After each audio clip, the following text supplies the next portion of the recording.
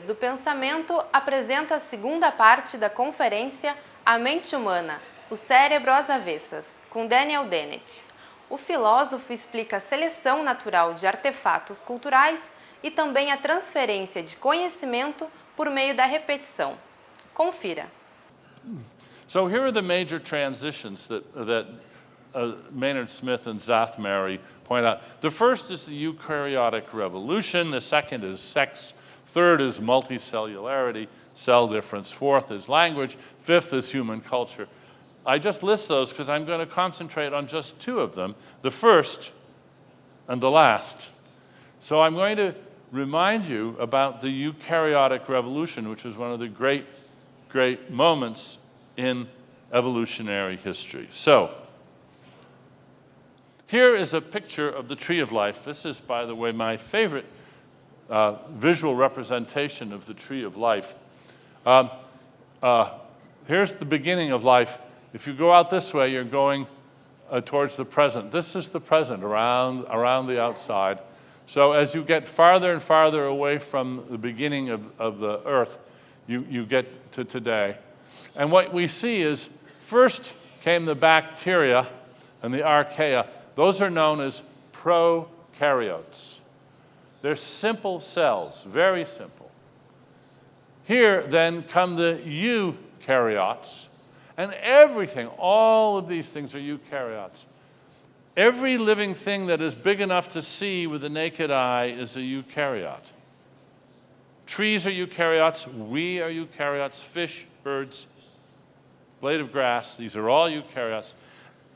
Multicellular organisms made of cells that are eukaryotic. So, how did it go? So, 2.5 billion years ago, we had nothing but simple prokaryotes. These are single-celled organisms, and one day an amazing thing happened.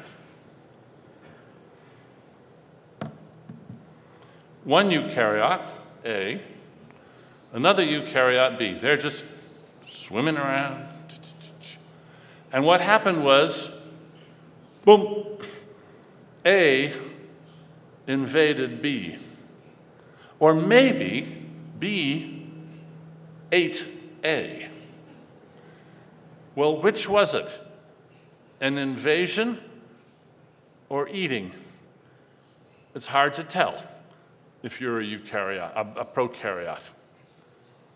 If B takes A apart and uses the raw materials, then B is eating A. If A takes B apart from the inside, same thing. A is actually eating B. But on this occasion, and it only had to happen one time in all these billion years, B didn't take A apart. B left A pretty much intact, and they joined forces. And they became a new thing. They became an A-B thing. And the resulting thing, A plus B, had powers that neither A or B on their own had. The A-B thing was more fit in the evolutionary sense than either A or B. So they joined forces, and they joined their fates so that they had offspring together. They reproduced together. And that was the first eukaryotic cell. Thank goodness for the eukaryotic cells, because here we are today. Every human cell in your body is a eukaryotic cell, and the fossil trace of that original union can be seen in every one of your cells, because every one of your cells has two genomes. Your nuclear DNA and your mitochondrial DNA. And the mitochondrial DNA, which you get from your mother, is the direct descendant of the DNA of the thing that was engulfed back at that first moment. Now, why was this such an important event? It was important because A and B had been evolving independently for a long time. 1 billion years, a long time. So each one represented a distinct tradition of research and development, you might say, R&D. So you have two great design processes joined, and suddenly you get this tremendous influx in competence.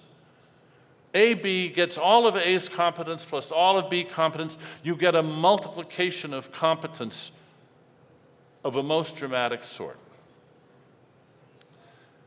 Now, the reason I go to such trouble explaining this is because I want to say the same thing happened again when language evolved and human culture evolved. A major transition, like the Eukaryotic Revolution, the human culture revolution permitted a sudden acquisition of huge gifts of competence. All stop and reflect. You, as the line has it, you don't have to reinvent the wheel. You don't have to reinvent calculus or algebra or statistics or language or long division or double entry bookkeeping or alphabetizing or all of the wonderful thinking tools of culture. You get to just stuff in your head.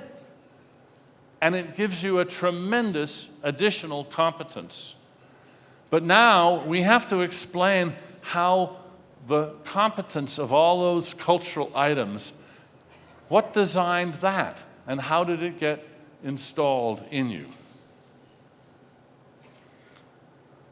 This permitted the evolution of a new kind of mind, the mind that is filled with culture. Now, I showed you just a minute ago the tree of life, phylogenetic tree. Before there were phylogenetic trees, researchers were already developing glossogenetic trees, showing how languages evolved into other languages. Here's a recent example, actually taken from the pages of Science, showing the Indo-European languages. Here's the Finno-Ugric languages. Here's the languages of China. Here are some Proto-Mayan languages. Scholars have worked out which languages evolved from which. And it's not easy. They were beginning this work before Darwin wrote his theory of evolution. And interestingly enough, Darwin recognized that some of their principles were valuable to him in thinking about evolution. When he drew the first tree, he had the trees of languages in mind. It's impossible to draw the language trees without complications because of what we might call horizontal word transfer. There are many words in Portuguese that come from English or from German, or for that matter, from Eskimo. Words move quite freely between languages, and this means that it's hard to do the lineage of a language entirely because so many different languages contribute. This perfectly parallels the problem that biologists working on genes have know as horizontal gene transfer. You get lots of branches that come together. So words are more trackable items than whole languages. Here's a diagram, the famous Doolittle diagram, showing the early days of life on this planet. And you see all of the branchings where there was horizontal gene transfer. The same thing if it's true of languages. So again, I'm just going to point out that words and genes are playing very similar roles in evolutionary history. And they're playing a role that's been most vividly characterized by Richard Dawkins, who was mentioned by Claudia in the introduction, in his idea of the meme. That's the way it's pronounced, meme, not mem, meme. What's a meme? It's an item of culture which has a fitness and has an evolutionary history just the way a gene does. It's cultural items analogous to genes or to viruses. They evolve by natural selection. So, viruses are naked genes, or as I like to say, a virus is a string of nucleic acid with attitude. A virus isn't alive, but it does evolve. It certainly evolves. Viruses aren't alive, but they evolve by natural selection. It's very important to recognize that because it means that evolution is not just about living things. It's about any system of self-replicating entities that can have different powers of replication. And I'm going to say, with Dawkins, that culture, memes, are very similar to viruses. A meme is a data structure made of information with attitude. What I mean by attitude is that some memes replicate better than others. They don't have minds, they're clueless. They're even more clueless than a termite. They don't understand, they are simply the beneficiaries of structures that have evolved that give them powers that they are alternatives that their competition doesn't have. Well, are there any memes? Some people are really skeptical about memes. Well, words are memes that can be pronounced. Do you believe in words? You think words exist? If you think words exist, then you already believe in memes because words are memes that can be pronounced. But what is a word? Pretty strange, actually. One of the features of evolution, which has become very clear in recent years, is that for it to occur at all, the copying must be high fidelity, but not perfect. If it isn't high fidelity, all the innovations get washed out quickly. If it's perfect, then there's no mutation, and then you can't get any innovation. And so I'm going to do a little experiment.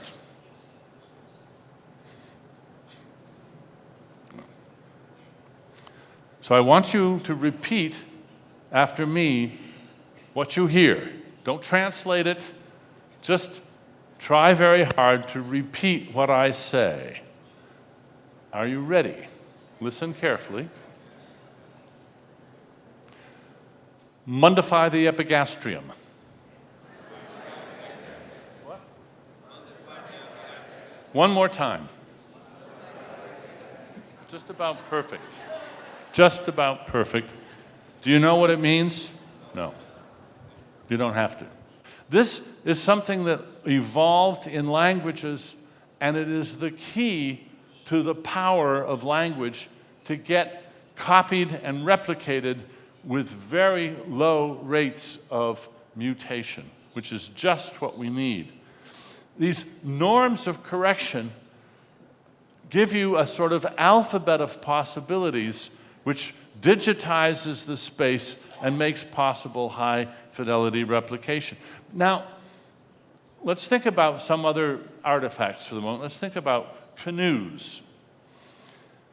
Information about canoes is stored in the brains of Polynesians, but it's also stored in their canoes.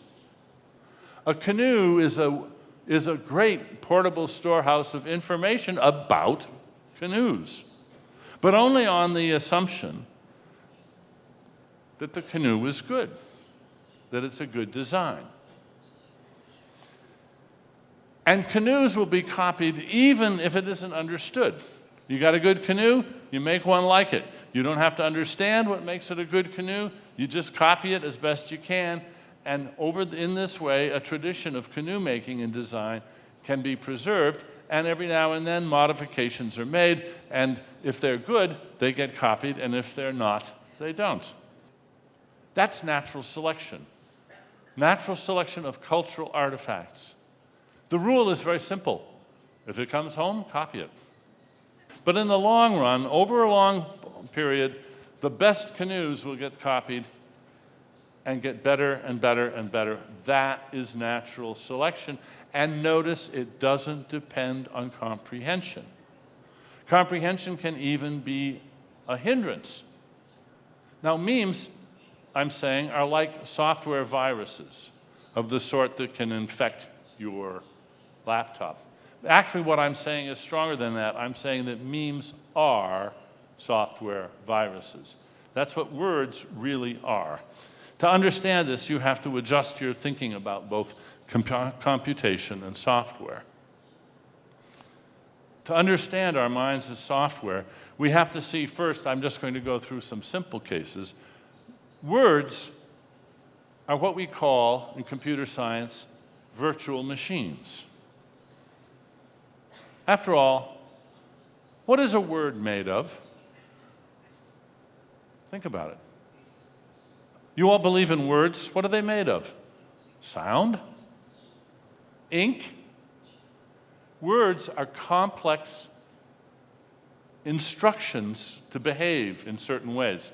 They're a combination of meaning, semantics, sound, phonology, syntactical rules. They're quite elaborate little structures. Who designed them? Nobody. They evolved by natural cultural selection, not by genetic selection. You don't have genes for Portuguese.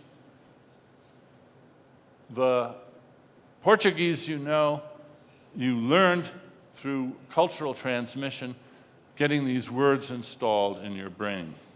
That's, in order to understand the language, the words themselves are little virtual machines, little applets, and the competence that you have is also software that's installed in your brain.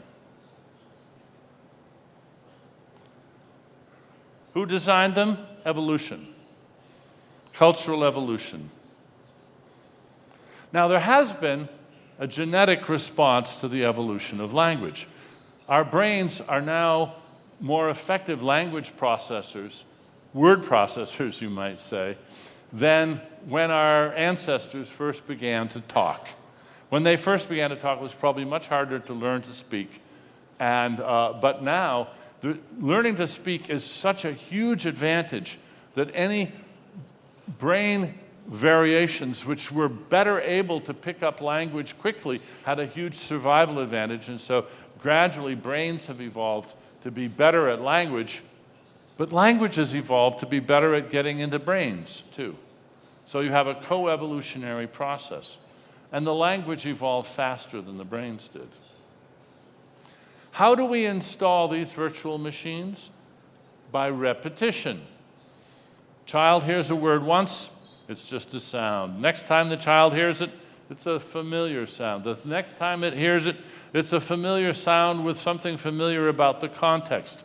After 3 or 4 or 6 or 7 or 12 occurrences, it's installed in the child's brain. The learning may continue. It may acquire a more subtle understanding of meaning or pronunciation. And each time, you're making another copy of itself. It's replicating. Each occurrence is a replication, just like the replication of a virus. We think there's one-shot learning, we can learn a thing, we just hear it once. But in fact, I think this only works because there's covert replication in the brain. You rehearse things to yourself. That's how you learn to install a new virtual machine. So now, we're finally ready for my concluding remarks, how evolution makes an intelligent designer. Words make possible the recessive transmission of information. We're told that Marco Polo brought the idea of pasta back from China. That's where Italy got its pasta, via Marco Polo from China. Notice, he didn't have to become a pasta chef. He could just bring the recipe and spread the recipe. The information, other people could act on the information, he didn't have to. Words help us use and transmit information that we don't understand. People, particularly in the humanities, the arts, they are duly impressed and love to talk about what we might call the miracle of comprehension. The fact that we can understand language at all is quite remarkable. What's less often commented on is the fact that we can transmit language that we don't understand quite accurately. Mundify the epigastrium. Mundify the epigastrium. You don't know what it means, but you can tell somebody, and you maybe will not forget it. What it means, by the way, is to soothe the lining of the stomach. We can pass on important things like recipes, techniques, messages that we only partly understand. Partial understanding is the lifeblood of language and cultural transmission. How memes, in effect, can take residence in a brain and then change the functional architecture of that brain. But you already know that that's possible because you know that you download Java applets every day on your laptop, and it gives your laptop powers that it didn't have before. These are informational structures, virtual machines. And this is the fulcrum of intelligent design. The mental representation can take on a life of its own. Remember, I said that the reasons that the caddis larva builds its wonderful food trap, it doesn't represent those reasons. But we do represent our reasons thanks to language. Because we have language, we can represent our reasons and represent them to each other. That's where we get our capacity for morality, because we can move each other by representing reasons, by arguing, by persuading, by saying, why are you doing that? Let me give you a good reason not to do that anymore. That's why we don't hold small children morally responsible, because they don't yet have the virtual machines installed in their brains that permit them to be moved by reasons. We, human beings, are the first intelligent designers in the tree of life. Our natural tendency to interpret all design as top-down, this is the pre-Darwinian obvious worldview, is in fact, viewing it as representation-driven, is in fact both anachronistic and anthropocentric. We're using ourselves as models for a process that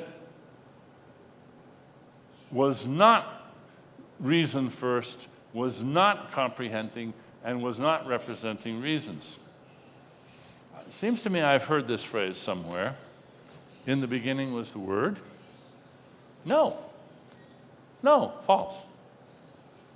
Words are a very recent invention of a process of natural selection, which was purposeless and did not represent anything. Words came along much, much later. Our comprehension is a product of the mindless activity of robots driven by software. Turing was right.